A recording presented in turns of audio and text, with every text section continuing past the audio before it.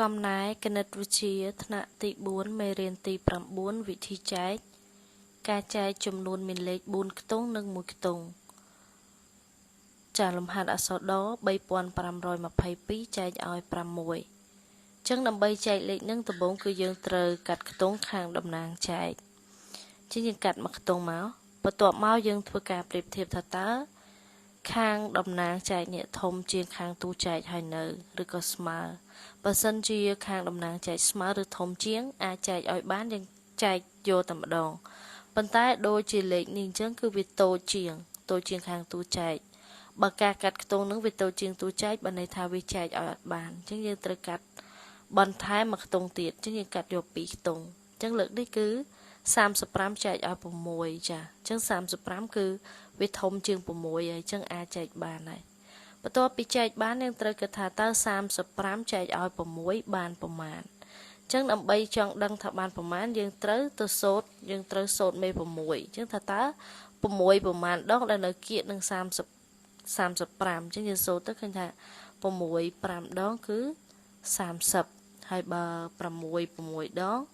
វា36អញ្ចឹងវា36វាលើសអញ្ចឹងយើងយកអា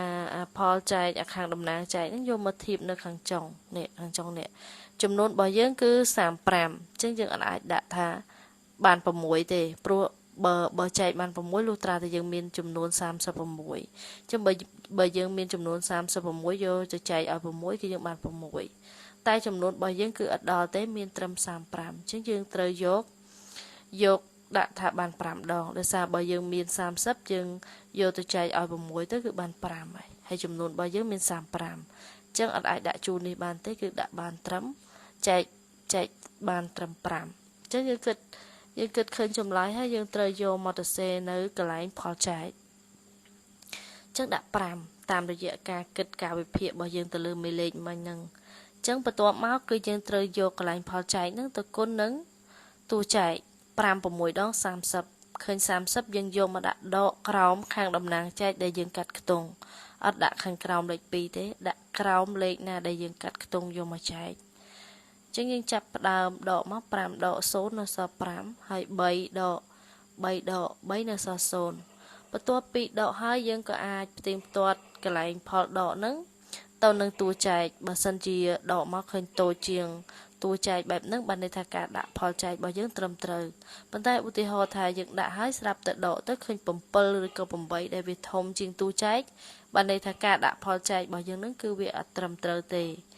ញ្ចឹងបន្ទាប់ពីយើងដកឃើញ5ហើយគឺយើងត្រូវទម្លាក់លេខដែលយើងមិនទាន់បានចែកហ្នឹងមកក្រោមម្ដងមួយដើម្បីយកមកចែកអញ្ចឹងអានេះនៅសល់5ហើយលេខ2នេះយើងអត់ទាន់បានចែកទេអញ្ចឹងយើងទម្លាក់ចុះមកក្រោមអញ្ចឹងយើងបាន52អញ្ចឹងបាន52យើងត្រូវគិតទៀតថាតើ52នឹងចែកឲ្យ6បានប្រមាណចា52ចែកឲ្យ6បានប្រមាណអញ្ចឹងដឹងថាបានប្រមាណយើងសូត្រមេ6ថាតើ6ប្រមាណដងដែលស្មើ52ឬក៏នៅគៀកនឹង52ប៉ុន្តែអត់យកអាធំជាងណាយកអាតូចជាងអញ្ចឹងយើងសូត្រទៅដល់6 8ដងចា6 8ដង48ហើយបើ6 9ដងគឺចា54ហើយរបស់យើងគឺមានចំនួន52ចាមានចំនួន52អញ្ចឹងតាមរយៈមេលេខយើងដឹងថាបើយើងមានចំនួន54យើងយកទៅចែកឲ្យ6គឺបាន9តែចំនួនរបស់យើងមាន52វាមានតូចជាងអញ្ចឹងអត់អាចដាក់ថាចែកបាន9ទេជាងគឺបានត្រឹម8បើសិនជាយើងមាន48យកទៅចែកឲ្យ6គឺបាន8ហើយចំនួនរបស់យើងមាន52អញ្ចឹងយើងដាក់បានត្រឹម8អញ្ចឹងពេលដែលយើងគិតឃើញហើយថា52ចែកឲ្យ6គឺបាន8អញ្ចឹងយើងត្រូវសេលេខ8នឹងនៅកន្លែងផលចែកបន្ទាប់មកគឺយើងត្រូវយក8នឹងទៅគុណនឹង6អញ្ចឹង8 6ដង48ឃើញ48យើងយកមកដកក្រោមខាងតំណាងចែកដែលយើងយកទៅគិតនឹងអញ្ចឹង2ដក8 2តូចជាង8អត់អាចដកបានទេ2ត្រូវទៅខ្ចីពី5អញ្ចឹង2ឡើងទៅជា12 5នៅសល់4 12ដក8នៅសល់4អញ្ចឹងយើងសេលេខ4 4ដក4សល់0យើងសេលេខ0បន្ទាប់មកទៀតគឺយើងត្រូវទម្លាក់លេខដែលយើងមិនទាន់បានចែកនឹងមកបន្តទៀតអញ្ចឹងនៅសល់លេខ2មួយទៀតអញ្ចឹងយើងទម្លាក់មកបាន42